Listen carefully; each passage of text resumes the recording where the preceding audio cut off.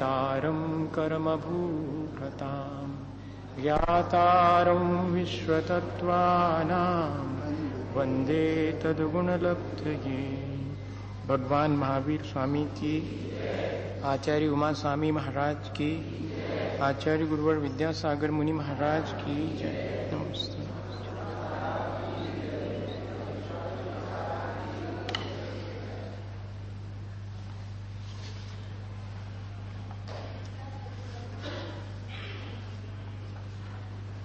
आज तत्वार सूत्र जी का 8वां अध्याय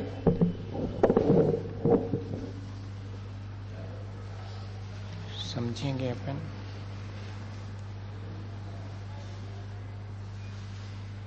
अगर देखा जाए तो 7वें अध्याय में जो व्रतों की चर्चा की है वो भी पुण्य के आश्रय की ही चर्चा है, पर इतना ही नहीं है।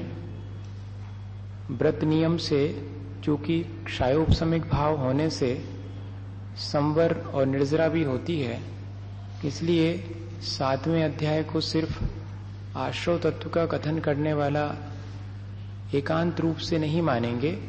प्रधानता की अपेक्षा से 7वां अध्याय आश्रय तत्व के वर्णन का है, लेकिन देखा जाए तो श्रावक के जो अनुव्रत हैं वे भी क्षयोपशमिक भाव होने से संवर और निर्जरा के कारण बनते हैं, तो ऐसा उसके साथ में अपन ध्यान रखेंगे।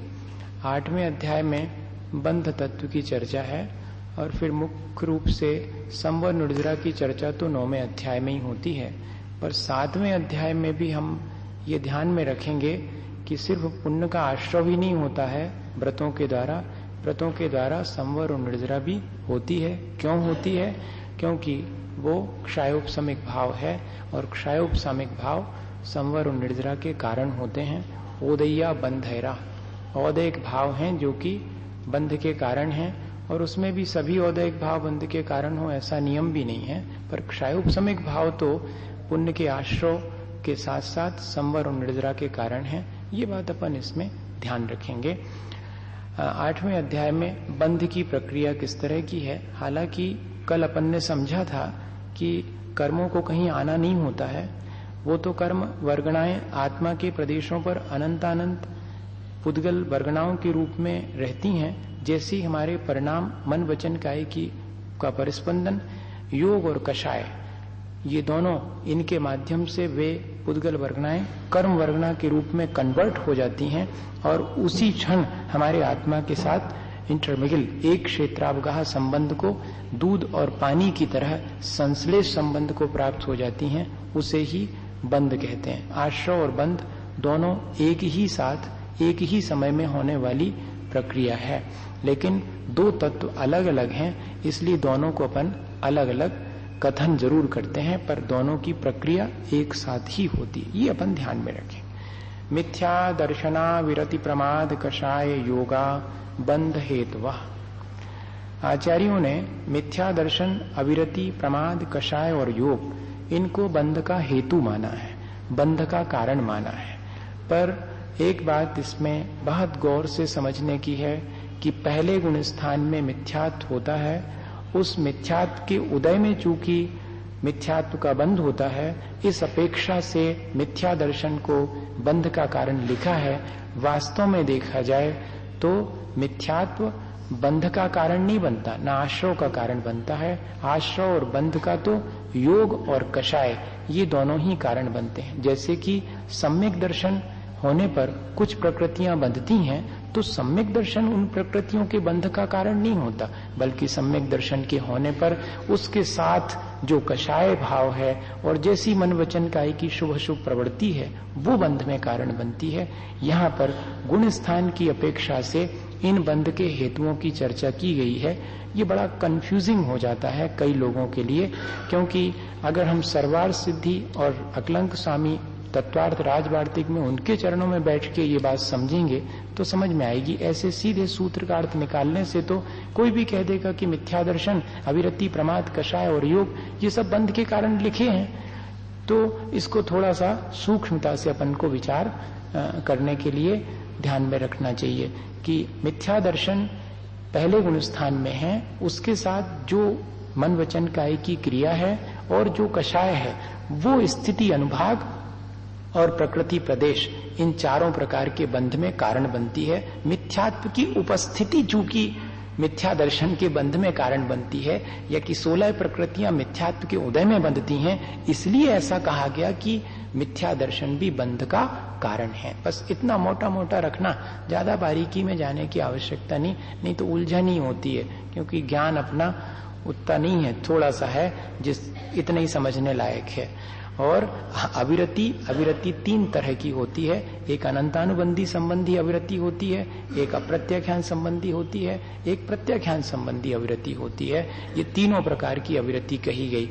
और प्रमाद ये गुण स्थान की अपेक्षा से लेंगे अपन, पहले गुण स्थान से और तीसरे गुण स्थान तक अनंतानुबंधी, फिर चौथे गुण स्थान में अनंतानुबंधी तो चली गई, अब प्रत्याख्यान रहेगी, 5वें में प्रत्याख्यान रहेगी। इस तरह से पहले से लेके 5 गुण स्थान अविरति के हैं, और 6ठे गुण स्थान में जो है वो फिर आ गई प्रमाद। 6ठा गुण स्थान प्रमाद की अपेक्षा से है, इसलिए प्रमाद भी बंध का हेतु है। और फिर उसके बाद कषाय, हालांकि कषाय से तो बंद होता ही है, पर यहाँ पर चूंकि गुणस्थान की अपेक्षा से कथन किया है, इसलिए पहले गुणस्थान में मिथ्या दर्शन, और उस मिथ्या दर्शन के साथ बाकी सब भी कारण रहेंगे। जहाँ मिथ्या दर्शन है वहाँ अविरति भी है, वहाँ प्रमाद भी है, वहाँ कषाय भी है, वहाँ योग भी है। ये 5 फैक्टर रहेंगे वहां पर जो बंध के हैं। और अब मिथ्यात्व चला गया तो अविरति, प्रमाद, कषाय और योग, ये 4 फैक्टर रहेंगे मिथ्यात्व के जाने के बाद। फिर उसके बाद प्रमाद, 6ठे गुण स्थान में जो मुनि महाराज हैं उनके जो भी बंध होता है, आश्रय होता है, वो सब प्रमाद की वजह से होता। बाकी तो उनके अनंतानुबंधी, अप्रत्याख्यान, प्रत्याख्यान चली गई, मात्र प्रमाद है, वो भी संजुलन की तीव्रता का नाम प्रमाद है। और फिर संजुलन की मंदता जहां से होती वहां से फिर अगला वाला दे दिया कषाय। जहां कषाय है वहां पर कषाय के साथ योग भी है। बाकी के 3 चले गए बंध के कारण। समझ रहे हैं आप? एकदम तो नहीं आएगा समझ में, हमको भी बहुत सारे साल लगे थे इतनी बात समझने में जो हम आपको बता रहे हैं, पर फिर भी इतना तो आप समझ लीजिएगा कि ये डायरेक्ट बंध के कारण नहीं है, इनकी प्रेजेंस में चूंकि बंध होता है इसलिए इनको भी बंध का कारण माना गया। ओरिजिनली तो बंध मन वचन काय की क्रिया से और कषायों से ही होते हैं, 4 प्रकार के बंध जो अपन आगे पढ़ेंगे। फिर कषाय कहां तक चलेगी? संजुलन कषाय 10वें गुण स्थान तक। तो 7वें, 8वें, 9वें और 10वें गुण स्थान में जो मेजर फैक्टर है संजुलन कषाय, उस संजुलन कषाय के द्वारा चूंकि बंद होता है इसलिए कषाय भी एक प्रत्यय है। और फिर अंत में 11वें, 12वें, 13वें में योग के माध्यम से बंद होता है, इसलिए एकमात्र योग रख दिया। देखो इस तरह से पहले गुण स्थान में मिथ्या दर्शन और उसके साथ बाकी के 4 प्रत्यय, और फिर उसके बाद चौथे गुण स्थान में जाकर के और जो अनंतानुबंधी जन अवृत्ति थी वो तो चली गई, लेकिन अभी प्रत्याख्यान अप्रत्याख्यान जन अवृत्ति है, इसलिए अवृत्ति भी है, तो अविरति है तो प्रमाद भी है, कषाय भी और योग भी है। 5वें गुण स्थान में भी 4 हैं, फिर 6ठे में जाकर के प्रमाद, कषाय और योग। अब ऊपर वाले 3 चले गए, फिर बाद में 7वें गुण स्थान से कषाय और योग, और 11वें, 12वें, 13वें में कषाय भी चली गई, मात्र योग। इस तरह से ये बंध के लिए अपने अपने गुण स्थान की अपेक्षा से कारण बनते हैं पहले वाले सूत्र में, इसलिए बंध के हेतुओं की चर्चा करी गई। अब आगे कहते हैं कि सकषायत्वा जीवा कर्मणो योग्यान पुद्गलान आदत्ते स बंधा। आप बंध के हेतु तो बता रहे हैं, लेकिन बंध कहते किसे हैं ये तो हमको अभी समझ में नहीं आया। तो कहते हम बताते हैं, कषाय सहित होने से जीव जो कर्मों के योग पुद्गलों को ग्रहण करता है उसका नाम बंध है। सकषायत्वा जीवा, जो कषाय से युक्त जीव है वो कर्मणा योग्यान पुद्गलान आदत्ते, वो कर्म के रूप में परिवर्तित होने वाली जो पुद्गल वर्गणाएं हैं। हमारे यहाँ पर कर्म किसे कहते हैं? सब जगह जो किया जाता है वो कर्म, जो भोगा जाता है वो कर्म, जो बंधता है वो कर्म, ये 3 चीजें हैं सामान्य रूप से। देखो जो हम करते हैं वो तो कर्म है ही, लेकिन जो हम भोग रहे हैं वो भी हमारे पूर्व के कर्म ही हैं। और जो हम आगे भोगेंगे उसके लिए हम डिपॉजिट कर रहे हैं वो भी कर्म है। ये जो डिपॉजिट करते हैं हम, वो कैसे डिपॉजिट होता है? वो संस्कार के रूप में हमारे साथ बंध जाता। उन संस्कार को हम पुद्गल वर्गना के रूप में व्याख्यायित करते हैं। सूक्ष्म पुद्गल वर्गनाएं कर्म रूप में परिवर्तित होकर हमारे आत्मा के साथ दूध पानी की तरह एक क्षेत्रावगाह संबंध को प्राप्त हो जाती हैं। इसलिए ये जो सूक्ष्म पुद्गल वर्गनाएं हैं वो भी कर्म कहलाती हैं। जब इनका उदय आता है तब फिर हम उसका फल भोगते हैं, और फल भोगने में जैसा राग द्वेष परिणाम करते हैं उससे और नए कर्म बनते हैं। तो वो जो राग द्वेष परिणाम है वो तो भाव कर्म है, और ये जो सूक्ष्म वर्गनाएं हैं वो द्रव कर्म है। और भोगते किसके माध्यम से? कर्म का फल इस शरीर के माध्यम। तो ये शरीर है नो कर्म। कर्म नहीं होते हुए भी कर्म का फल भोगने में कारण बनता है, इसलिए हमने इसको कह दिया नो कर्म। नो के यानी नॉट नहीं लेना यहां पर। नो के मायने हैं ईशत, थोड़ा। समझ रहे हैं आप? ईशत थोड़ा। कर्म जैसा ही काम कर रहा है, कर्म के फल को भोगने में ये कारण बनता है। बिना शरीर के तो अपन कर्म का फल भोग ही नहीं सकते, शरीर के साथ ही कर्म का फल भोगते हैं। इसलिए ये तीन चीजें ध्यान में रखें, द्रव्य कर्म, भाव कर्म और नो कर्म। यहां कह रहे हैं कि वो जो पुद्गल वर्गनाएं आकर के आत्मा के साथ एक क्षेत्रावगाह संबंध को प्राप्त होती हैं, वो यहां पर मुख्य रूप से बंध है। इस प्रकृति स्थित अनुभव प्रदेशास तद्विधयः, ये जो बंध है वो चार प्रकार का है। प्रकृति, स्थिति, अनुभव या कि अनुभाग और प्रदेश। प्रकृति मतलब नेचर। कोई भी कर्म वर्गनाएं हमारे साथ आत्मा में जब आकर के चिपकती हैं, लग जाती हैं, हमें बंधन को प्राप्त हो जाती, तो उसी समय उनका अपना नेचर डिसाइड हो जाता है कि किस प्रकार की ये क्या करेंगी। ये ज्ञान को ढकने वाली हैं, दर्शन को ढकने वाली हैं, हमारे लिए सुख दुख में कारण बनने वाली हैं, हमारे शरीर के कंस्ट्रक्शन में कारण बन, किस प्रकार की हैं ये नेचर। जैसे कि गुणस का प्रकृति मधुरता, निम्बस का प्रकृति कटुकता। गुड़ का स्वभाव क्या है? मीठापन। और नीम का स्वभाव क्या है? कड़ुआपन। ये उसका स्वभाव है। इसी तरह से जो कर्म हमारे साथ बनते उनका भी स्वभाव डिसाइड हो जाता है, उसी को बोलते प्रकृति, उनका नेचर। और क्वांटिटी, कितने आएंगे और किसमें कितने कितने जाएंगे। आते तो एक साथ अनंत हैं, लेकिन उसमें से फिर बंटवारा होता है। ज्ञानावरण में कितने जाएंगे, दर्शनावरण में कितने जाएंगे, वेदनी मोहनी में कितने जाएंगे। ये जो क्वांटिटी है वो कहलाती है प्रदेश। कितनी मात्रा में कर्म किस रूप में बंध को प्राप्त हुए हैं, और फिर उनकी अपनी हमारे आत्मा के साथ कब तक अपने स्वभाव को नहीं छोड़ते हुए रहे आएंगे, वो कहलाती स्थिति, ड्यूरेशन।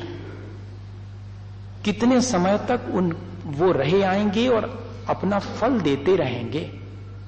और फल देंगे तो फल किस प्रकार से देंगे? फ्रूटेशन।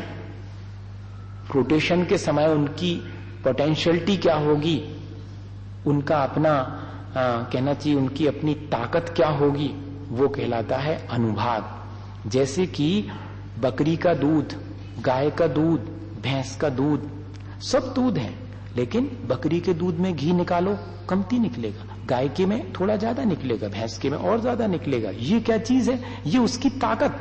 दूध की ताकत किस बात से मालूम पड़ती है? सफेदी से नहीं मालूम पड़ती, न गाढ़ेपन से मालूम पड़ती, कितना घी निकलेगा इससे मालूम पड़ती। ठीक इसी तरह से ये ध्यान में रखें अपन कि अपने कर्म हमें तीव्र मंद कैसा फल देंगे, ये डिसाइड हो जाता है कर्म के बंधते समय ही। इतनी चीजें हो जाती हैं। कैसे नेचर का होगा, कितनी क्वांटिटी में है, कितना उसका ड्यूरेशन है, कितनी उसकी पोटेंशियलिटी है, ये चार बातें बंध के समय चूंकि डिसाइड होती हैं, इसलिए बंध कितने प्रकार का हो गया? चार प्रकार का। ये चारों जो चीजें उसमें डिसाइड होती हैं उसी समय, इसलिए कह दिया। वैसे तो बंध एक ही प्रकार का है, पर ये चारों चीजें चूंकि उसमें अलग अलग रूप से देखने में आती हैं, इसलिए बंध के ही चार भेद कर दिए। अब जो है ये कह रहे हैं कि प्रकृति बंध कौन सा है? आपने कहा प्रकृति तो कितने प्रकार की प्रकृति है जो कर्मों में पड़ जाती है। तो वो भी कह रहे हैं हम, आद्यो ज्ञान दर्शनावरण वेदनीय मोहिनी आयुर्नाम गोत्रा अंतराया। ये जो है पहला प्रकृति बंध, आद्यो मतलब पहला, पहला कौन सा? प्रकृति बंध। प्रकृति बंध कितने प्रकार का है? 8 प्रकार का है। ज्ञानावरण, दर्शनावरण, वेदनी, मोहिनी, आयु, नाम, गोत्र और अंतराय। इस तरह से इन सब लोग जानते हैं।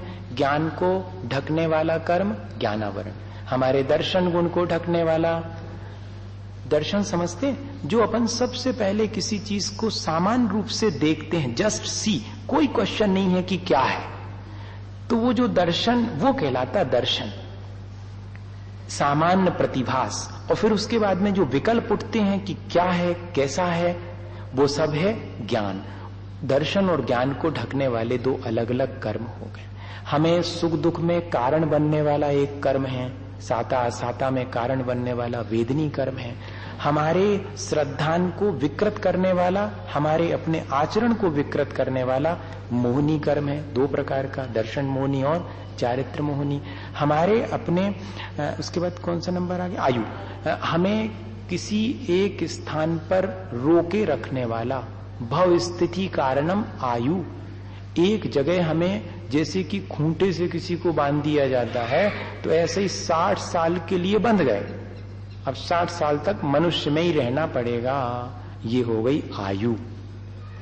और फिर हमारे शरीर में किस तरह पूरे शरीर का कंस्ट्रक्शन होगा, हमारा अपना नॉमेनक्लेचर, एनाटॉमी, जो भी कहना हो, वो किस तरह की बनेगी, पूरा डिसाइड होता है नाम कर्म के द्वारा। और गोत्र हमारा स्टेटस, हाँ आज का स्टेटस वाला सिंबल नहीं, स्टेटस हमें किस तरह का कुल और जाति मिलेगी, ये डिसाइड करता है हमारा गोत्र कर्म। और फिर हम जो भी करेंगे उसमें हमें किस प्रकार की बाधा आ सकती है, ये सब इसमें कारण बनता है अंतराय कर्म। अब देखो, कोई भी कर्म हमारे लिए कुछ लाभ पहुंचाता हो ऐसा लग रहा है क्या? सारे कर्म हमारे लिए कुछ ना कुछ संसार में मुश्किल ही खड़ी करते हैं, कहीं कहीं दर्शनावरणी को पहले लेते हैं। अरे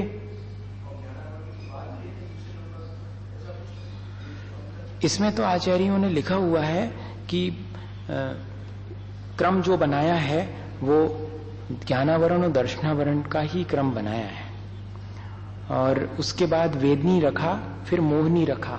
तो कहते हैं कि वेदनी को आपने क्यों बीच में रख दिया, घातिया कर्मों के बीच में? वेदनी तो अघातिया कर्म है, तब उसका तो जवाब दिया उन्होंने। लेकिन ज्ञानावरण को दर्शनावरण के पहले क्यों रखा और दर्शनावरण को बाद में क्यों रखा, इसके बारे में कोई कारण ऐसा स्पष्ट नहीं लिखा, पर क्रम यही आता है। जहां भी आता है ज्ञानावरण दर्शनावरण, पढ़ाने वाले ने कैसे दर्शनावरण को पहले बढ़ा दिया? क्षय की अपेक्षा से देखा जाए तो पहले जो है मोहिनी कर्म और फिर बाद में ज्ञानावरण, दर्शनावरण और अंतराय, ये क्रम से 3 हो जाते हैं। इस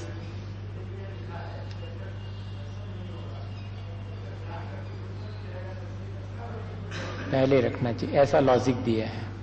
मैं भाई इसके बारे में और देखूं, है? 5 9 2 अष्टाविंशति 4 2 चत्वारिंशत् 2 5 भेदा यथा क्रमम। ये जो आपने 8 कर्म कहे, उनके भी भेद प्रभेद हैं क्या? हैं। ज्ञानावरणी कितने प्रकार का? 5, फिर दर्शनावरणी 9, वेदनी 2, फिर मोहिनी का परिवार 28 लोगों का है, बड़ा है, फिर आयु का 4 का, फिर 42, पिंड रूप से 42 और वैसे 93, ये हैं नाम कर्म। और फिर उसके बाद गोत्र 2 और अंतराय 5। इस तरह से ये दे दिए। इनके नाम भी गिनाएंगे, अभी तो संख्या गिना दी, अब इनके नाम बताएंगे। मति श्रुतावधि मनः पर्याय केवलानी ज्ञान केवलानाम। मति ज्ञान को ढकने वाला मति ज्ञानावरण, श्रुत ज्ञान को ढकने वाला श्रुत ज्ञानावरण, अवधि ज्ञान को ढकने वाला अवधि ज्ञानावरण, मनः पर्याय ज्ञान को ढकने वाला मनः पर्याय ज्ञानावरण, केवल ज्ञान को ढकने वाला केवल ज्ञानावरण। ये 5 ज्ञान है, इनको आवृत करने वाला वाले 5 ज्ञानावरणी कर्म हैं।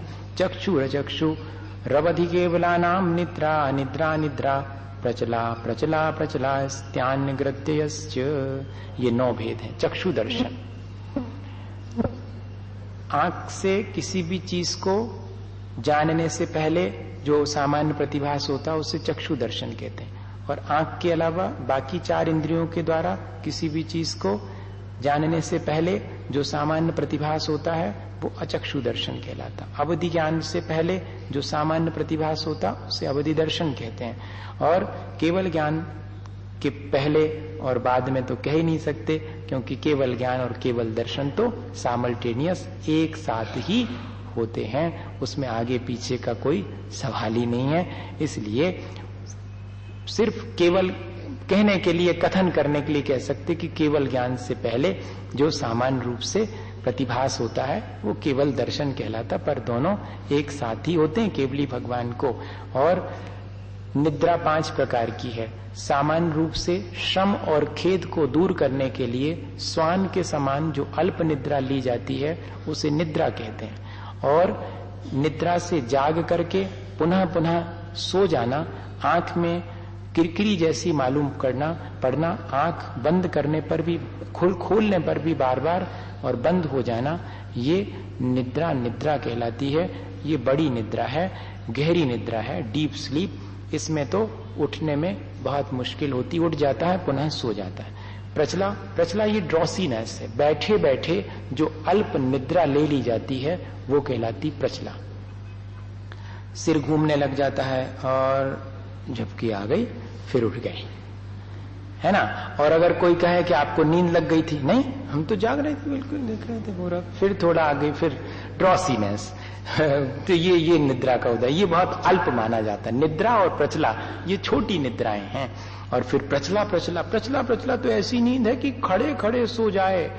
अगर उसमें लिखा हुआ है कि पेड़ की बहुत ऊंची वाली डगाल पर उसको बिठा दिया जाए और प्रचला का उदय आ जाए तो वहीं सो जाएगा, ऐसा लिखा है। हाँ, नहीं गिरेगा। एक व्यक्ति तो जो है साइकिल चलाते चलाते और साइकिल पर उसको नींद, और सही की ढाना की घटना, और वो साइकिल पर उसको नींद आ गई, साइकिल चली जा रही है, वो तो ये कहो कि बाजू में होते होते और उससे टकराई वो पुल से, और पुल के नीचे गिरा था। वो जब नीचे गिरा तब उसकी नींद खुली, लेकिन नींद में गिरने की वजह से चोट नहीं लगती।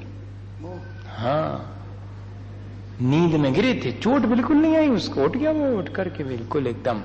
ये सच्ची घटना है। इतनी गहरी नींद भी हो सकती, बैठे बैठे खड़े खड़े नींद आ जाएगी। कई लोग हैं जो कि देखा हमने, खड़े हुए हैं, सामायिक में खड़े होकर सामायिक कर रहे हैं और नींद आ गई तो गिर गए वहीं पर। हाँ, इतने जोर से नींद आ जाती, ये प्रचला कहलाती।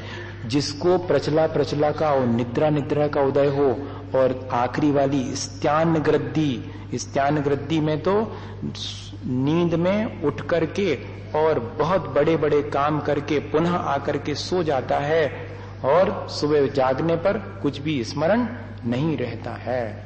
ये स्थान ग्रद्दी, अगर निद्रा प्रचला और स्थान ग्रद्दी का उदय हो तो मुनि दीक्षा नहीं मिलेगी। हाँ, ये चीज, हाँ, उठ करके पूरा नदी में चले जाएंगे, नदी उस पार करके वापस आ जाएंगे और फिर से बिस्तर में सो गए। सुबह कपड़े गीले मिले, लेकिन ये याद नहीं है कि कहाँ गए थे। निद्रा में विशेष शक्ति उत्पन्न हो जाती है, वो स्थान ग्रद्दी। इसको सोमनेबुलिज्म कहते हैं आज की भाषा में, नींद में चलने की आदत। ये स्थान, ये भी बताइए दर्शनावरणी कर्म है, इतना तीव्र। 5 प्रकार की निद्रा में से 2 ही निद्रा श्रम और खेद दूर करने के लिए अल्प जो शयन किया जाता है वो निद्रा और प्रचला, बैठे बैठे चाहे लेटे लेटे। सदसद वेद्ये, साता वेदनी के भेद से 2 प्रकार का वेदनी कर्म है। जिस कर्म के उदय से प्राणी को सुख की अनुभूति होती वो साता वेदनी, और जिस कर्म के उदय से प्राणी को दुख की अनुभूति होने लगती वो असाता वेदनी है। दर्शन चारित्र मोहनीया कषाय वेदनीयाख्या स्त्री द्विनौ षोडश भेदा सम्यक्त मिथ्या तु तदुभयान्य कषायौ हाश्यरतिरति शोक भय जुगुप्सा स्त्री पुण्य पुंसक वेदा अनंता भेदा अनंतानुबंध्य प्रत्याख्यान प्रत्याख्यान संजुलन विकल्पाश्चैकशा क्रोध मान माया लोभा। ये पूरा का पूरा दर्शन मोहिनी चारित्र मोहिनी, सामान्य रूप से मोहिनी कर्म का परिवार। दर्शन चारित्र मोहनिया, दर्शन मोहिनी और चारित्र मोहिनी दो भेद हो गए। कषाय अकषाय वेदनी, अब उसमें जो है चारित्र मोहिनी के दो भेद, अकषाय वेदनी और कषाय वेदनी। अकषाय वेदनी के 9 भेद, उसी को अपन लोग बोलते हैं 9 कषाय। अकषाय वेदनी कहो चाहे 9 कषाय कहो, जिसमें हास्य रति अरति शोक भय जुगुप्सा स्त्री पुण्य पुंसक वेद, ये 9 कषाय हैं। या कि अकषाय वेदनी ये चारित्र मोहिनी का ही भेद है। और कषाय वेदनी तो सब जानते हैं 16 भेद हैं। क्रोध मान माया लोभ तो 4 ही हैं, लेकिन क्रोध मान माया लोभ अनंतानुबंधी प्रकार के, अप्रत्याख्यान प्रकार के, प्रत्याख्यान प्रकार के और संजुलन प्रकार के, ये 4 कैसे समझना?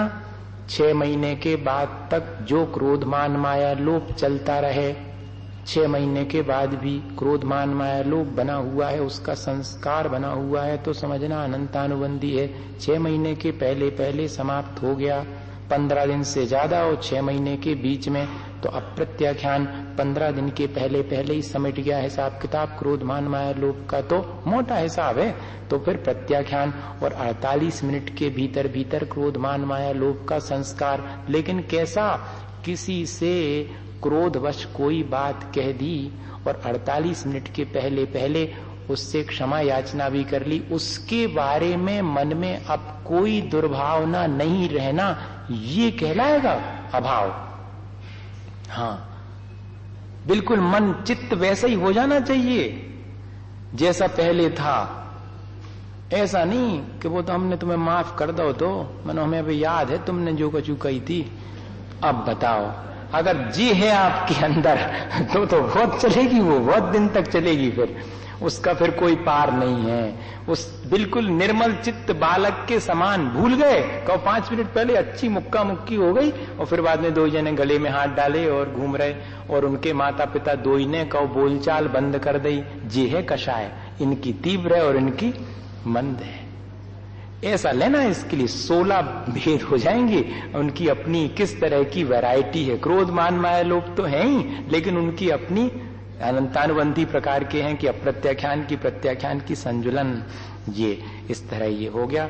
और हमने एक चीज भूल गए, वो जो दर्शन मोहिनी थे उसके तो अपन ने भेद करे ही नहीं, सम्यक्त मिथ्यात्व और सम्यक मिथ्यात्व, तो ये ऊपर ही दिया था सबसे पहले।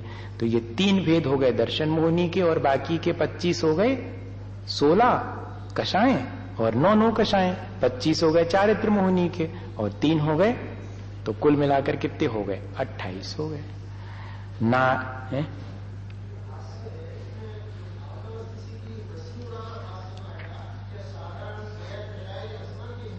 प्रसन्नता और हंसी में बहुत अंतर है, हैं? हंसी और खुशी में जितना अंतर है, आप हमें हमारे ऊपर हंसो, हमें खुशी होगी, क्या मतलब? आप करो कषाय, हम नहीं करेंगे। खुशी या प्रसन्नता कषाय की अत्यंत मंदता है, और जो हास्य इत्यादि है वो कषाय की तीव्रता में ही होगा। हाँ, ये 9 कषाय किसी न किसी कषाय के साथ मान कषाय पूर्वक भी हंसते हैं, क्रोध के उदय में भी हंसते हैं व्यंग पूर्वक, देखा? हाँ, हो गया हास्य। कोई ना कोई लोभ की वजह से भी हास्य, चारों कषाय से हास्य का संबंध हो सकता है। और कषाय की मंदता है, अत्यंत निर्मल परिणाम है। प्रसन्नता है वो बिल्कुल अलग चीज है, वो हास्य नहीं कहलाएगा, इसलिए उसको प्रसन्नता अलग नाम दिया है, हास्य नाम नहीं दिया है। ये ध्यान में रखने का है। साता और असाता, केवली भगवान को दोनों रहते हैं, और फिर भी उनके साता के उदय बना रहता, असाता का उदय उनके लिए कोई कार्यकारी नहीं होता, उसका कोई काम नहीं होता, ऐसा कथन कहीं कहीं पर मेरे सुनने में आया। पर सामान्य रूप से अपन लोगों के लिए और साता और असाता का अंतर मुहूर्त में परिवर्तन होता रहता है। मैक्सिमम 6 महीने का काल है और मिनिमम जो है एक अंतर मुहूर्त तक साता और फिर उसके बाद में असाता। लेकिन दोनों कर्म एक साथ नहीं आएंगे, उदयावली में आ जाएंगे तो उदय में आने से पहले वे एक दूसरे में कन्वर्ट हो जाते हैं। साता का उदय है और असाता उदयावली में आ गई तो साता में कन्वर्ट होके आ जाएगी, और अगर असाता का उदय चल रहा है और साता उदयावली में प्रवेश करा दिया आपने तो उसी असाता में बदल करके फिर आ जाएगी।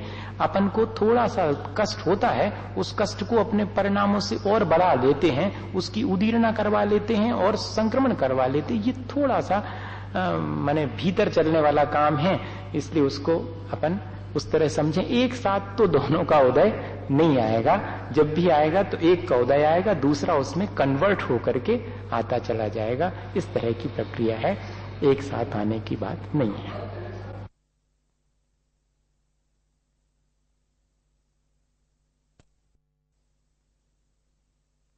बहुत बड़ी बड़ी किताबें लिखी गई क्रमबद्ध पर, एकदम थोड़ी समझ में आएगा। विद्वानों की समझ में आती है, अपन छोटी मोटी व्यक्ति काय को उसमें उलझो बेकार में, अपन अपना काम करो जिसमें फायदा, क्योंकि अपन ने तो देखा नहीं कि किसकी बात क्या होना। अब कौन सो साता को दयाने, कौन सो साता को सो, अपन तो यहाँ सो पाए करो जी में साता बनी रहे, है कि नहीं। अब भगवान ने देखी सुनने हमसे कई तक नहीं है, आए तक नहीं है, क्या भी इतनी भी उनने नहीं ध्यान दिए, बताओ आप। ये तो उसके लिए है कि साता में भी संतोष रखना, ज्यादा एक्साइट नहीं होना, और असाता में भी डिप्रेस नहीं होना, दोनों में समता परिणाम रखना, क्योंकि यह तो कर्म के उदय में होने वाली है। जैसा बांधा था वैसा क्रम से आएगा। तुम व्यर्थ में संक्लेश करते, तुम्हारे चाहने से न साता उदय में आएगी, न तुम्हारे चाहने से असाता हट जाएगी। व्यर्थ का प्रयत्न करते हो, जैसा भगवान ने देखा है वैसा हो रहा। तुम संक्लेश क्यों कर रहे हो और अहंकार क्यों कर रहे हो? अहंकार और संक्लेश से बचने के लिए ये विचार करना चाहिए, लेकिन अहंकार कैसे आता और संक्लेश कैसे आता, चर्चा जाए कर रहे अपन। संक्लेश कैसे होता और अहंकार कैसे होता, ये विचार करो इसमें कि कैसे होता, मेरे परिणाम कैसे कैसे होते, और अब मुझे क्या करना, इन परिणामों के बीच भी मुझे अपनी समता बनाए रखनी, ये मेरा पुरुषार्थ है। और उदय तो अपनी तरह से आएगा, उसमें फेरफार करना हमारे बस का काम नहीं है। बस इतना ही है चर्चा। वैसे हमारे ख्याल से हमने ईमानदारी से आपकी बात का जवाब दे दिया, फिर भी और विचार कर लेंगे अपनी बुद्धि में, चोटी में इतना ही आता है। अब देखो, नारक तैरक यो न मानुष दैवानी। आयु 4 प्रकार की होती हैं, नरक आयु, तिरंच आयु, मनुष्य आयु और देवायु। जिसके उदय से जीव नारकी, तिर्यंच या मनुष्य पर्याय में जाकर जीवन बिताता है, वह आयु कर्म कहलाएगा। अब नाम कर्म का बहुत बड़ा परिवार है। गति जाति शरीरांगोपांग निर्माण बंधन संघात संस्थान संहनन स्पर्श रसगंध वर्णानुपूर्व्या गुरु लघुपघात परघाता तपोद्योतोच्वास विहायो गतियः प्रत्येक शरीर तरस्सुभव सुस्वर शुभ सूक्ष्म पर्याप्ति सरादे यशा कीर्ति सेतराणी तीर्थकरत्वम च। गति 4 प्रकार की है, सबको मालूम, मनुष्य, तिर्यंच, नरक और देवगति। जाति 5 हैं, 1 इंद्री, 2 इंद्री, 3 इंद्री, 4 इंद्री, 5 इंद्री, ये सब इसमें दी हैं। और शरीर कितने हैं? 5 हैं। तेजसो कार्मण शरीर तो सबको मिला है, औदारिक, वैक्रियक और आहारक 3 शरीर और हैं, 5 प्रकार के शरीर हैं। आंगोपांग, आहारक वो तेजस शरीर और कार्मण शरीर के तो कोई अंगोपांग होते नहीं, औदारिक, वैक्रियक और आहारक शरीर के अंगोपांग होते हैं। ये हाथ इत्यादि अंग हैं और ये उंगलियां इत्यादि उसके उपांग हैं। आंगोपांग नाम कर्म क्या करता है? हमारे अंग और उपांग को डिवाइडेशन करता है कि अंग ये हैं, उपांग ये हैं, और उनकी उसी तरह से संरचना में कारण बनता है। और निर्माण ये फॉर्मेशन के काम आता है। अंगोपांग की रचना यथा स्थान और यथा प्रमाण, आंख पूरे शरीर में प्रपोर्शनेट लगेगी, थोड़ी बड़ी हो जाए तो और लगने लगेगी। ये काम कौन करता? ये निर्माण नाम कर्म है, जिससे कि हमारे प्रपोर्शन और उसकी पोजीशन, ऐसा नहीं कि ये वाली आंख यहां पर लग जाए, नहीं, यहीं लगेगी और साइज उसकी डिसाइड है। निर्माण, बंधन। शरीर में जिस कर्म के उदय से जितनी भी पुद्गल वर्गनाएं शरीर के बनाने में इकट्ठी होती, वे परस्पर बाइंड अप हो जाती हैं। अगर सीमेंटिंग मटेरियल नहीं हो तो सब बिखर जाएंगी एकदम। और संघात, कॉम्पैक्ट, एक नाम कर्म है जो कि इन सारी पुद्गल वर्गनाओं को कॉम्पैक्ट करके रखता है। सेमी परमेबल मेम्ब्रेन है आज की साइंस की भाषा में। भीतर का मामला बाहर नहीं आएगा और बाहर का मामला भीतर नहीं जा सकता। इंजेक्ट करना पड़ेगा तब भीतर जाएगा। ऐसे नहीं जाएगा कि आपने हाथ पानी में डुबो लिया तो भीतर पानी चला गया, ऐसा नहीं हो सकता। और भीतर जो खाया है वो सब बाहर आ जाए, नहीं। ये इस तरह की एक नाम कर्म है जो हमारे शरीर को संघात नाम कर्म, जो ऐसा कॉम्पैक्ट बना देता। सेमी परमेबल मेम्ब्रेन पूरे उस पर बनी हुई है कि शरीर निश्छिद्र हो जाता है, एक सा हो जाता है। संस्थान जिससे हमारा स्ट्रक्चर बनता है, आकृति बनाने में जो काम आता है। संस्थान 6 प्रकार का है। किसी का सुडोल होता है, किसी का बेडोल होता है। समचतुरस्र संस्थान है वो सुडोल है। और बाकी के जो है, अब उसमें और भी है, नैग्रोध परिमंडल। कुछ जो है शरीर बटवृक्ष के समान होता है। बटवृक्ष कैसा होता है? ऊपर से तो थोड़ा स्थूल और नीचे से सकरा, छोटा। तो इस तरह की बॉडी का स्ट्रक्चर भी बन सकता है। स्वाति संस्थान, जैसे कि शरीर बामी के समान हो जाता, नाभि के नीचे तो बड़ा और नाभि से ऊपर पतला एकदम। तो ये कैसा हो गया स्ट्रक्चर? ये स्वाति अर्थात बामी के समान। एक कुब्जक, शरीर कुबड़ा हो जाता, या शरीर के पीछे या कहीं भी किसी भी पोर्शन में एक एक्स्ट्रा पुद्गल का समूह इकट्ठा हो जाता शरीर की संरचना के समय, तो वो कुब्जक संस्थान कहलाता। बामन संस्थान बौना हो जाता, बामन संस्थान। हुंडक संस्थान अट रैंडम, कोई भी पोर्शन प्रपोर्शनेट नहीं होता और सुडोल नहीं होता, ऐसा हुंडक संस्थान होता।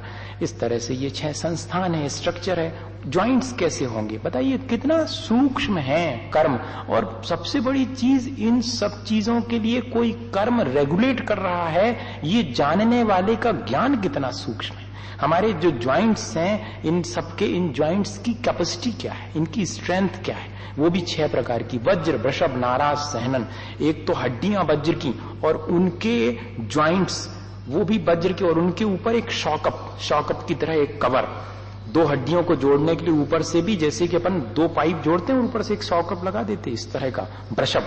और नाराज, उसके अंदर एक कील भी डली हुई है, आप निकाल नहीं सकते उस ज्वाइंट को। ये सबसे मजबूत, वज्र की हड्डियां, वज्र का ही शॉकअप, वज्र की ही कीलें, वज्र, वृषभ और नाराज। इस तरह का जो सहनन है, ताकत, वो वज्र, वृषभ, नाराज, सहनन कहलाएगा। वज्र नाराज, हड्डियां तो वज्र की हैं लेकिन जो शॉकअप है वो गायब है, सिर्फ हड्डियां कील के द्वारा, नाराज के द्वारा जुड़ी हुई हैं, वज्र की हैं। ये वज्र नाराज, इसके द्वारा मोक्ष नहीं हो सकता, मोक्ष सिर्फ पहले वाले सहनन से हो सकता। नाराज सहनन में वज्र की हड्डियां भी नहीं होती और शॉकअप भी नहीं होता, सिर्फ जो है वो जुड़ा हुआ रहता कील से, वो नाराज। अर्ध नाराज, जिसमें की हड्डियां आधी जुड़ी होती हैं, आधी अलग रहती हैं। कीलिक संस्थान में जहां हड्डियां एक दूसरे में फ्यूज हो जाती हैं, एक दूसरे में इस तरह से। अभी वर्तमान में अगर देखें तो इसी तरह से हैं अधिकांश हड्डियों के ये ज्वाइंट्स जब निकालते हैं तो इस तरह से 2 ऐसे करके ऐसे जुड़े हुए, डिसलोकेट हो जाते बहुत जल्दी, ऊपर नीचे ऐसे खिसक जाते। ये कीलित होना मतलब उसी के साथ एक ऐसे उसमें परस्पर मिल जाना। असंप्राप्ता सपाटिका, ये तो बहुत कमजोर प्रकार का सहनन है। इसमें क्या होता है कि हड्डियों में कोई ज्वाइंट्स नहीं होते, हड्डियां सिर्फ नसों के द्वारा बंधी हुई रहती हैं। जैसे कि सांप, उसके क्या है, उसकी हड्डियां तो हैं लेकिन वो सब बंधी हुई हैं, जरा सा झटका लगा और सब डिसलोकेटेड हो जाए सब। इसलिए कभी भी जो है इस प्रक्रिया को नहीं करना, कभी भी सांप को, और जरा सा भी आप कहीं से भी उसको झटका दे देंगे, डिसलोकेट, खत्म उसका काम। सबसे कमजोर उसका सहनन होता है। इस तरह से ये भी डिसाइड करने वाले कर्म हैं, अपन ही बांधते हैं इनको। ये विचार करना चाहिए, जैसा शरीर मिला है अच्छा बुरा ये अपन ने पहले उसी तरह से बांधा होगा। स्पर्श, रस, गंध, वर्ण, ये 4 ये शुभ भी होते हैं और अशुभ भी होते हैं, दोनों प्रकार के। शरीर का अपना एक स्मूथनेस है कि रफनेस है। शरीर, हर एक व्यक्ति के अपने शरीर का एक कलर है, उसका टच फीलिंग है उसकी शरीर की, उसकी कोई ना कोई टेस्ट है। हर एक का अपने शरीर का, बॉडी का कोई ना कोई टेस्ट है, उसकी अपनी एक स्मेल है। तीर्थंकर के तो शरीर की स्मेल ऐसी होती है कि सारे लोग समझ जाते हैं कि ये तीर्थंकर यहां से निकल रहे हैं, इतनी सुगंधित उनका शरीर में से। अपने शरीर में इस तरह की क्षमता नहीं, पर कोई ना कोई गंध तो हरेक की रहती, इसीलिए तो पकड़ लेते हैं। वो नहीं पकड़ लेते हैं, उनको ट्रेन कर देते हैं जो अपन कुत्तों को, तो वो गंध से और खोज लेते हैं कि ये वाली गंध किस व्यक्ति की है। उन अपने शरीर की कोई ना कोई गंध रहती है, तो ये भी नाम कर्म के द्वारा इस तरह मिलती। आनुपूर्वी जब माइग्रेटरी फॉर्म है, जब अपन एक गति से दूसरी गति में जाते हैं, तब उस समय ले जाने में मदद करने वाला कर्म है और हमारे पूर्व शरीर की आकृति को मेंटेन करता है। मनुष्य मर करके देव में जा रहा है तो ट्रांस माइग्रेशन में उसकी मनुष्य की बॉडी का शेप बनाए रखेगा और वहां ले जाएगा। इसके लिए एक कर्म है, उसको बोलते आनुपूर्वी नाम कर्म। और एक अगुरु लघु कर्म है, जिससे कि हम इतने भारी नहीं है कि उठ बैठ नहीं सके और इतने हल्के नहीं है कि ऐसे हवा में उड़ जाएं। अगुरु अलघु इस तरह का एक कर्म है। उपघात, जिसके द्वारा जिसके उदय में शरीर में अपने ही अवयव ऐसे हो जाते हैं जिनसे कि अपना ही घात हो जाता। 12 सिंगा के सींग उसी का घात कर देते, चमड़ी गाय की पूंछ उसी का घात कर देती, जरा सी झाड़ी में अटक जाए वहीं खड़ी हो जाती। वो शेर भी आ जाए तो नहीं हिलेगी, उसको इतना प्रेम होता अपनी पूंछ से, एक बाल भी नहीं टूटना चाहिए अगर फंस गया तो। 12 सिंगा के बाल वो उलझ जाते हैं। ये सब क्या है? किसी व्यक्ति का बहुत बड़ा पेट हो जाता, उसी के लिए तकलीफदायक, उठना बैठना मुश्किल हो गया, इस तरह का। तो ये सब उपघात नाम कर्म है, जिससे कि अपने शरीर के अवयव ऐसे हो जाते जो अपने लिए ही हार्मफुल हैं, और परघात, अपने शरीर के अवयव दूसरे के लिए हार्मफुल हो जाएं। जिस कर्म के उदय से ऐसे अवयव मिल जाते हैं, जैसे कि शेर के नाखून, ये दूसरे के लिए तकलीफ देने वाले हैं। इस तरह ये परघात नाम कर्म है। आतप, जिससे कि मूल में तो शरीर ठंडा होता है, लेकिन उससे निकलने वाली रेज गर्म होती हैं। जैसे कि सूर्य पृथ्वी का एक है, उसके आतप नाम कर्म का उदय है। मूल में तो सूर्य ठंडा है, लेकिन उससे जो रेज निकलती हैं वो हॉट, ये आतप नाम कर्म। इसी तरह से जिस शरीर तो ठंडा रहेगा, लेकिन जिसमें से चांदनी ठंडी किरणें निकलेंगी वो कहलाएगा उद्योत नाम कर्म। ये कई फिश में भी होते हैं। हाँ, पंचेंद्री जो एक इंद्री में तो होते ही हैं, लेकिन उद्योत नाम कर्म का वो होता ना एक जुगनू, जिसमें ऐसा चमक निकलती, वो क्या है? उसके उद्योत नाम कर्म का। कुछ स्टार फिशेस होती हैं जिनमें कि इसी तरह से और वो चमक रहती, वो उद्योत नाम कर्म है। चंद्रमा में तो है ही। और उच्छ्वास, रेस्पिरेशन की जो पावर है वो भी एक नाम कर्म है भैया। विहायो गति, विहायस बोलते हैं आकाश को। अपन लोग आकाश में ही चलते हैं अगर देखा जाए। ये तो अपन सिर्फ एक सहारा ले लेते हैं चलने के लिए, जमीन का जरा पैर टेकते हैं और फिर हवा में ही तो रखते हैं पैर। तो ये विहायो गति। अब ये 2 प्रकार की होती, भली भी होती बुरी भी होती। हाथी की चाल सुंदर मालूम पड़ती, ऊंट की चाल टेढ़ी मेढ़ी मालूम पड़ती, तो वो अप्रशस्त व्यायो गति, प्रशस्त व्यायो गति। हमारी चाल किस तरह की मिलेगी ये भी कर्म डिसाइड करता है। प्रत्येक शरीर, एक बॉडी का एक ही स्वामी जिस नाम कर्म के उदय से होता, वो प्रत्येक शरीर, और एक ही बॉडी मिली, कॉमन बॉडी, जिसमें कि 100 अनंत जीव राशि उत्पन्न होगी, वो साधारण शरीर कहलाता है। जैसे कि अपन देखते हैं कि अलगी, फंगाई, ये इतनी सारी फफूंद लग गई, अब एक ही बॉडी है और उसमें अनंत अनंत जीव राशि है। उसी के तो घात से बचने के लिए अपन जमीकंद वगैरह का त्याग करते हैं। क्यों करते हैं? कि उसमें एक शरीर है लेकिन अनंत अनंत जीव राशि, उसके भीतर अपना जन्म मरण रेस्पिरेशन सब कुछ उसी में चलता रहता। खाना पीना भी उसी एक के आश्रित, और एक श्वास में 18 बार उनका जन्म मरण होता रहता है। ये सब साधारण शरीर, कॉमन बॉडी मिली बहुत सारे लोगों को, जिसको एक इंडिविजुअल अपने एक शरीर मिला। त्रस मोबाइल कहलाते हैं, जिसमें कि 2 इंद्री 3 इंद्री 4 इंद्री पर्याय मिलती, वो त्रस नाम कर्म कहलाता। जिससे 1 इंद्री की पर्याय मिलती है वो स्थावर नाम कर्म कहलाता। जिसके उदय से जीव सौभाग्यशाली होता, सबको प्रिय मालूम पड़ता है। शरीर अच्छा नहीं है, ओरिजिनली दिखने में अच्छा नहीं लगेगा, लेकिन उसके अगर सुभग नाम कर्म का उदय तो सबको प्रिय मालूम पड़ेगा। ये सुभग नाम कर्म। और दुर्भग नाम कर्म है, शरीर तो अत्यंत सुंदर है लेकिन कोई उसको पसंद नहीं करता, ये दुर्भग नाम कर्म का उदय है। दुर्भाग्य जहां चला जाएगा वहीं पर दूसरे को अप्रिय लगेगा। सुस्वर, अच्छी मधुर वाणी होना, सुस्वर नाम कर्म। और कर्कश वाणी हो जाती तो दुस्वर नाम कर्म, जिस कर्म के उदय में, ये भी कर्म के उदय से ही होता है। और कर्म के उदय से होता है ऐसा कहने पर बार बार ऐसा नहीं सोचना कि कोई और ने हमारे लिए ऐसा कर्म का उदय कर दिया है। नहीं, हम ही ने बांधा है, हम ही उसका फल भोगने के लिए मजबूर हैं। शुभ, ब्यूटी ऑफ द फॉर्म, जब शरीर के सारे अवयव अत्यंत प्रपोर्शनेट और बहुत सुंदर दिखते हैं, तो जैसे कि गुलाब का फूल सबको सुंदर मालूम पड़ता है, उसके कौन सा शुभ नाम कर्म का उदय है उसके। और अशुभ नाम कर्म देखने में शरीर के अवयव सुंदर नहीं मालूम पड़ते हैं, वो अशुभ नाम कर्म है। सूक्ष्म और स्थूल ऐसा शरीर मिल जाता है जिस कर्म के उदय से, जिससे न स्वयं को बाधा होती है न दूसरे को बाधा होती। ऐसे जीव हैं इसमें ठसाठस भरे हुए हैं, सूक्ष्म जीव, एक इंद्रिय जीव, जो अपने शरीर में से भी इधर से उधर पार हो जाते हैं, अपन को पता ही नहीं लगेगा, ना वो अपन से बाधित होते ना वो अपन को बाधा देते हैं। ऐसा सूक्ष्म शरीर जिससे मिल जाता, वो सूक्ष्म नाम कर्म। स्थूल कोर्स बॉडी, ये अपन को जैसा मिला हुआ है स्थूल, जो दूसरे को भी बाधा बनता है, दूसरे से भी बाधित हो जाता है। पर्याप्ति वो कहलाती जिसमें कि हम अपने इंद्रियों को पूरा कर लेते हैं, अपने शरीर को पूरा बना लेते हैं, भाषा अगर मिलनी है तो भाषा पूरी कर लेते हैं।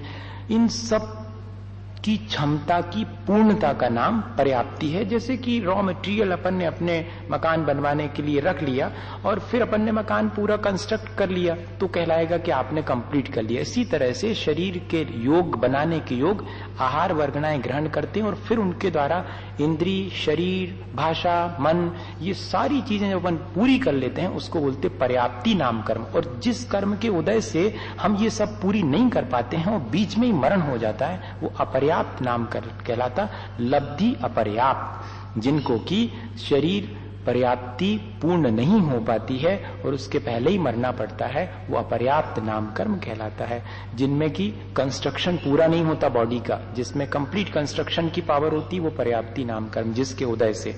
और अपर्याप्त नाम कर्म, पर्याप्तियां 6 होती हैं, उनके बारे में खूब डिटेल में पढ़ो तो पढ़ सकते हैं। स्थिर नाम कर्म, बात, पित्त, कफ जिसका हमेशा स्थिर बना रहता है, हवा कितनी भी ठंडी चलती रहे कोई फर्क नहीं पड़ता, गर्मी में कोई फर्क नहीं पड़ता, स्थिर नाम कर्म। और अपन लोगों का अस्थिर नाम कर्म है, जरा सी ठंडी हवा चली गड़बड़ हो गया स्वास्थ्य, जरा सी गर्मी लगी गड़बड़ हो गया स्वास्थ्य, जरा में बात पित्त गड़बड़ हो जाती है। ये अस्थिर नाम कर्म है अपने भीतर, जिसकी वजह से ये सारे शरीर में डिस्टर्बेंसेस देखने में आते हैं। आधे, जिससे कि शरीर एनलाइटेड रहता है, शरीर में चमक विशेष प्रकार की रहती, आभा, वो आधे। और अनादे, जिसमें कि कांतिहीन शरीर हो जाता है, वो अनादे नाम कर्म है। यश कीर्ति चाहे जो करो, जिस कर्म के उदय से और गुणगान होता है वो यश कीर्ति है। और अच्छे कर्म भी करो और अयश कीर्ति का उदय हो तो कोई गुणगान नहीं होता, बल्कि अपयश और फैलने लगता है। जिस कर्म के उदय से जीव के विद्यमान या अविद्यमान गुणों की प्रशंसा होने लगती है, वो यश कीर्ति।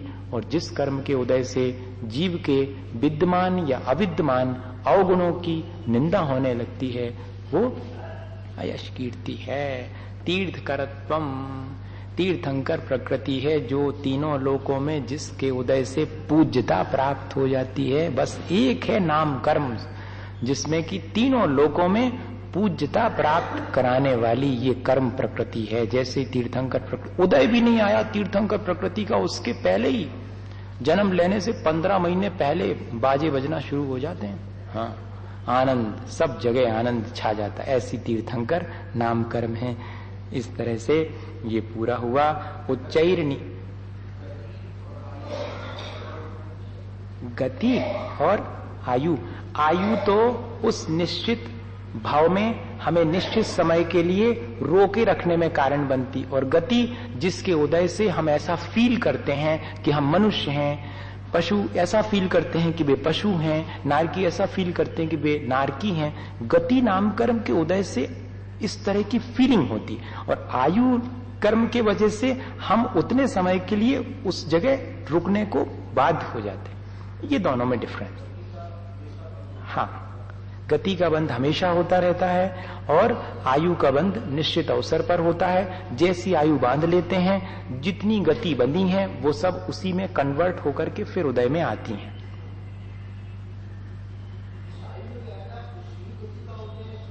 हाँ, संक्रमण हो जाएगा, चारों का एक दूसरे में संक्रमण होकर के और उदय में आता रहता है। अपन मनुष्य आयु भोग रहे हैं तो अपन के भीतर देव गति भी बंधी होगी, तिरंज गति बंधी होगी, पहले की बंधी होगी, सब डिपॉजिट में होंगी, लेकिन अभी आएगी कौन सी उदय में? मनुष्य गति। सब कन्वर्ट होकर के और उसी में एक ही उसमें उदय में आएंगी। इस तरह से चलता है। उच्चैर नीचैश्च, गोत्र कर्म 2 प्रकार के हैं, उच्च गोत्र और नीच गोत्र। बढ़िया परिभाषा है। गुणों में श्रेष्ठ, पूज्य, धर्म परंपरा से युक्त, कुल में उत्पन्न होना उच्च गोत्र कर्म के उदय से होता है, और लोक निंदित व्यसन से युक्त गर्हित कुल में उत्पन्न होने में जो निमित्त बनता है वो नीच गोत्र नाम कर्म का होता है। अपन ने समझ लिया कैसे बंधता है, वो भी समझ लिया। इसलिए उच्च गोत्र और नीच गोत्र में से नीच गोत्र ना बंधे, इस तरह का है। दोनों तरह का है। पहले नंबर तो उस कर्म के उदय में अपन को वैसा कुल मिलेगा जहां धर्म की परंपरा है। इसके बाद अब आपको अगर सब कुछ मिला, इसके बाद भी आप उपद्रव करो तो क्या होगा? बदल जाएगा, भीतर जो है संक्रमण हो जाएगा उसका। और उच्च कुल में पैदा होने के बाद भी नीचा आचरण करेंगे तो क्या माना जाएगा? इसलिए आचरण परक भी है और उत्पत्ति परक भी है, दोनों अर्थ दिए हैं। जिसका सदाचरण हो उच्च गोत्र, दुराचरण करता हो नीच गोत्र, एक परिभाषा ये भी है। और दूसरी उच्च कहना चाहिए जहां धर्म की परंपरा है, रत्नत्रय की परंपरा है, उस कुल में पैदा। अपन लोग कुल की अपेक्षा से तो उच्च कुल पाले हैं जहां रत्नत्रय की परंपरा है, लेकिन अगर नीचे आचरण करने लगे तो गोत्र के संक्रमण में देर नहीं लगने वाली। बाई वर्थ तो जो लेके आए थे कोई जरूरी नहीं है कि वैसे ही का वैसा और बना रहे। हालांकि आचार्य महाराज का ऐसा अपना विचार है कि इसमें संक्रमण की प्रक्रिया भी होती है। जो व्रती होते हैं उनके तो एकमात्र उच्च गोत्र का ही उदय रहता। हाँ, पंचम गुण स्थान हो गया, अगर सम्यक दर्शन होकर के व्रत ले लिए तो एकमात्र उच्च गोत्र, सम्यक दृष्टि के उच्च गोत्र का ही उदय होता है, नीच गोत्र का उदय नहीं होता। दान लाभ भोगोपभोग वीर्याणाम, अंतराय कर्म 5 प्रकार का है। दानांतराय, दान देने, जिस कर्म के उदय से दान देने के भाव होने पर, सरकमस्टेंसेस क्रिएट हो जाने पर भी दान नहीं दे पाते, वो दानांतराय कर्म। जिस कर्म के उदय में प्राप्त करने की इच्छा होते हुए भी कि मुझे लाभ हो, ऐसा भाव होने पर भी लाभ नहीं होता, वो लाभांतराय कर्म। ऐसी परिभाषा है इसकी, सीधी सीधी नहीं है। भोगांतराय, उपभोगांतराय भी, जिस कर्म के उदय से भोगने की इच्छा होते हुए भी और सामर्थ्य नहीं है भोगने की, भोग नहीं पाता। उपभोग की सामग्री होने पर भी उपभोग नहीं कर पाता। बहुत लोग हैं, खूब पैसा है लेकिन मूंग की दाल, बस उसका भी पानी, मूंग की दाल का पानी पियो बाबा, होगा तुम्हारे पास बहुत पुण्य। 50 लोगों को खाना खिला रहे हो, रोटी पूड़ी बढ़िया बढ़िया, खुद नहीं खा सकते, डायबिटिक। हाँ, है इस तरह का भोगांतराय, उपभोगांतराय, वीर्यांतराय। जिस कर्म के उदय से उत्साहित होने की इच्छा होते हुए भी, महाराज सोचते तो बहुत हैं कि शेखर जी की वंदना करे आवे, कि भगवान के तीर्थ दर्शन करे आवे, आपको आहार देले में अच्छो सब धर्म ध्यान करें, लेकिन होता ही नहीं। अब ये होता ही नहीं है तो क्यों नहीं होता? ये वीर्यांतराय कर्म का उदय है कि आपकी भावना होते हुए भी और आपसे हो नहीं पाएगा, आत्मशक्ति प्रकट नहीं होने देता। इसलिए ये विघ्न कर्णम अंतरायस्य, जो विघ्न में कारण होता वो अंतराय कर्म है, वो 5 प्रकार का है। अब जो है आपने ये तो बता दिया कि प्रकृति है, अब उसके बाद स्थिति बताओ कौन सा कर्म उदय में आने पर कितने समय तक अपना फल देता रहेगा, ड्यूरेशन। आदितस्तिष्ठि नाम अंतरायस्य च त्रिंश सागरूपम कोटि कोट्यः परा स्थिति। आदि की 3, ज्ञानावरण, दर्शनावरण, वेदनी, और च अंतराय, इन सभी की उत्कृष्ट स्थिति कितनी है? 30 कोड़ा कोड़ी सागर। हाँ, 30 करोड़ में 30 करोड़ का गुणा करो, इतने, और उसमें सागर, इतने समय तक बंधा हुआ कर्म और अपना फल देता रहेगा। सप्ततिर मोहनीयस्य, मोहनी की उत्कृष्ट स्थिति कितनी है? 70 कोड़ा कोड़ी सागर, सबसे बड़ा बाबा है ये।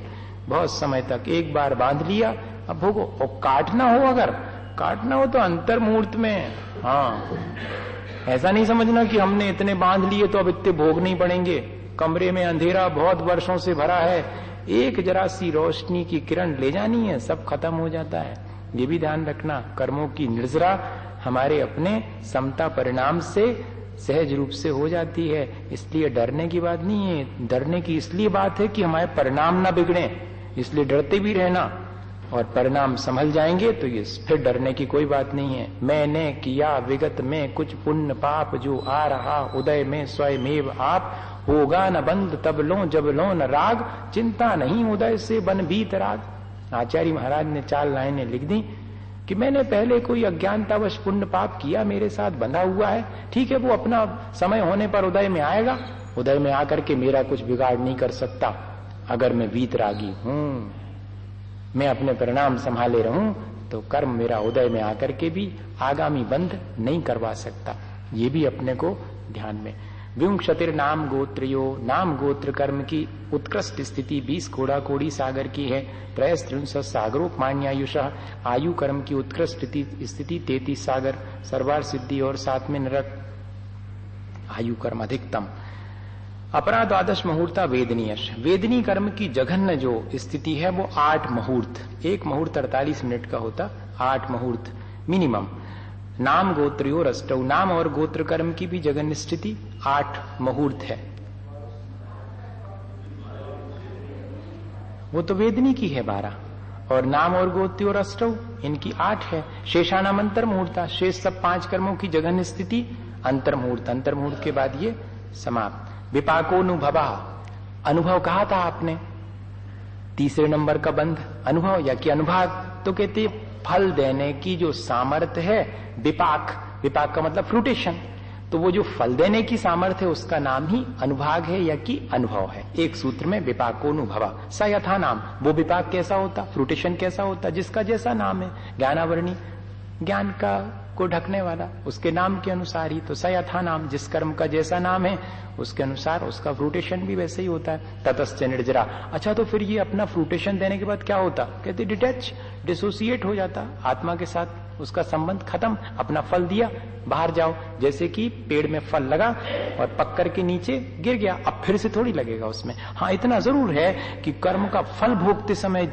जैसी हमारी स्थिति होगी, भाव होंगे, वैसा नया कर्म बन जाएगा, पुराना तो अपना फल देकर के, तो ततश्च निर्जरा, कर्म अपना फल देकर के निर्जीर्ण हो जाता है। नाम प्रत्याह सर्वतो योग विशेषा, सूक्ष्म क्षेत्रावगाह स्थिता, सर्वात्म प्रदेशेषु अनंतानंत प्रदेशा।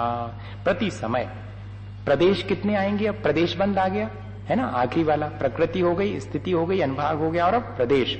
प्रति समय योग विशेष के द्वारा जैसी मन वचन काय की हमारी परिस्पंदन होगा, क्रिया होगी, वैसे ही कर्म प्रकृतियों के कारणभूत अत्यंत सूक्ष्म एक क्षेत्रावगाह, जहां आत्मा के प्रदेश वहीं पर जो स्थित हैं, वहां वाले नहीं आएंगे, जो आत्मा के प्रदेश पर स्थित हैं वे के वे, और स्थिता भी कह दिया, कहीं से आना नहीं है, अनंत अनंत एक साथ पुद्गल सब आकर के आत्मा के प्रदेशों के साथ जो संबंध को प्राप्त हो जाते हैं उसे कहते हैं प्रदेश बंध। अब ये समझ में तो एकदम तो नहीं आएगा, और हम डिटेल भी नहीं कर रहे हैं। डिटेल इसलिए नहीं कर रहे हैं क्योंकि हमारे सामने घड़ी है 4:05 हो गए। हाँ, स्थिता ये तो निश्चित है, इस पे बहुत डिस्कशन हुआ, कहीं से आते नहीं है। एक क्षेत्र अवगाह, जहां आत्मा के प्रदेश है वहीं कर्म पुद्गल वर्गनाएं हैं, बेई की बेई कर्म के रूप में परिवर्तित होंगी।